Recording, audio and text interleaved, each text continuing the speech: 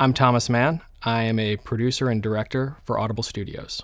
I'm the guy on the other side of the booth while the narrator performs the book. Today I'm going to walk you through the process of prepping a script for an audiobook. This is ACX University. So directing audiobooks is a job that involves a lot of preparation. We're involved in the pre-production process, breaking down the script, and then once we're in the studio, we're guiding the narrator's performance. We're also there to be a resource should there be any questions about how to approach a certain scene.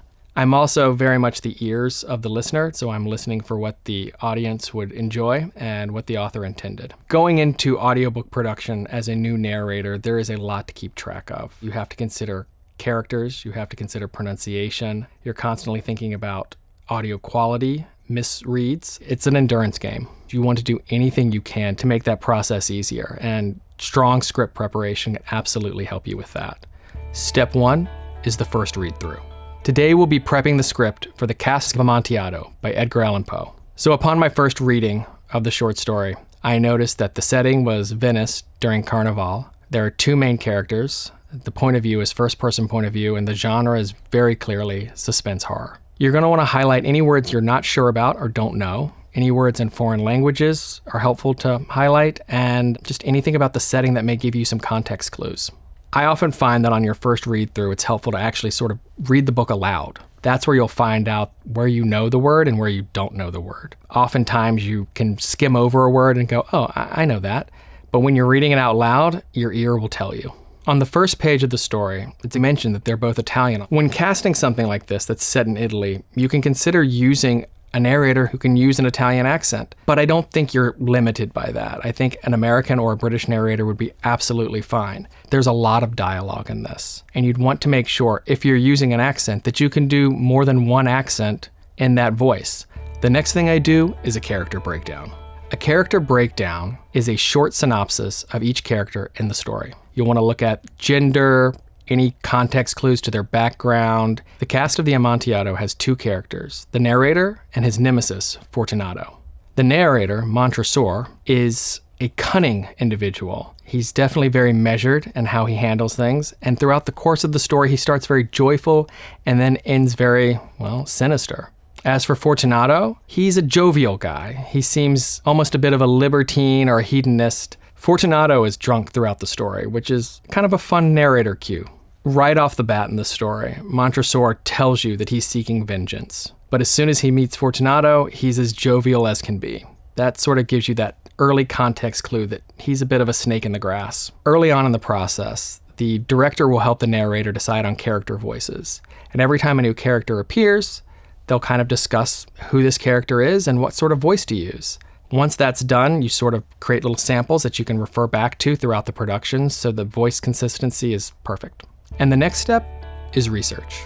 In the case of this story, it was all about the historical setting for me and a lot of the historical terminology that I was not familiar with. One of the first areas you want to be sure to research is pronunciation. For every word with a tricky pronunciation, I look it up and annotate it. I would absolutely steer away from any of those how to pronounce YouTube videos. I tend to go more for the Forvo website, Youglish is wonderful, and Collins Dictionary I find very helpful. When you're using an app for annotation, you can easily put links to the pronunciations throughout and next to the words. If you have the luxury of working with the author, it's wonderful to send them your list of pronunciation questions and also ask if they have any particular pronunciation things that you may not have thought of.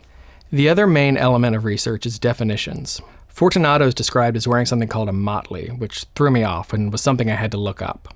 I just thought it meant something foolish. Motley was actually a manner of dress. You have to know what the words you're speaking mean. Here you can see I looked up Amontillado, niter, and a few French and Latin phrases. Knowing what a non-English sentence means can absolutely change your delivery of that sentence. If it's a threat, if it's a compliment or a wish, it would very much change how you read that. When researching a title, it can be easy to fall down a rabbit hole of research. I was immediately drawn into researching the catacombs under Venice, learning more about the wine, and at a certain point you have to say, am I doing too much research? This is not for a research paper. This is just a tool for your narrator and yourself. So I have all my annotations here. So the first thing I'm doing is color coding dialogue. Color coding characters can save you a lot of time once you're in the booth. This will help you easily transition between characters without having to think, who's saying this line? And as I go through, I highlight any words in yellow that I'm not sure about, so I can look them up later. And I underlined in red any performance notes.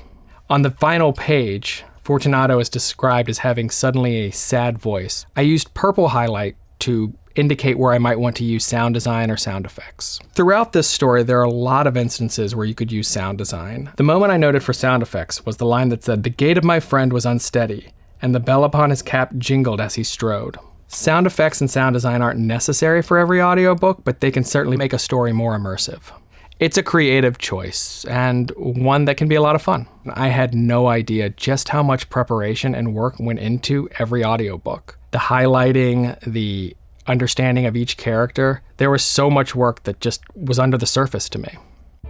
So I hope I illuminated some of this under the surface work for you.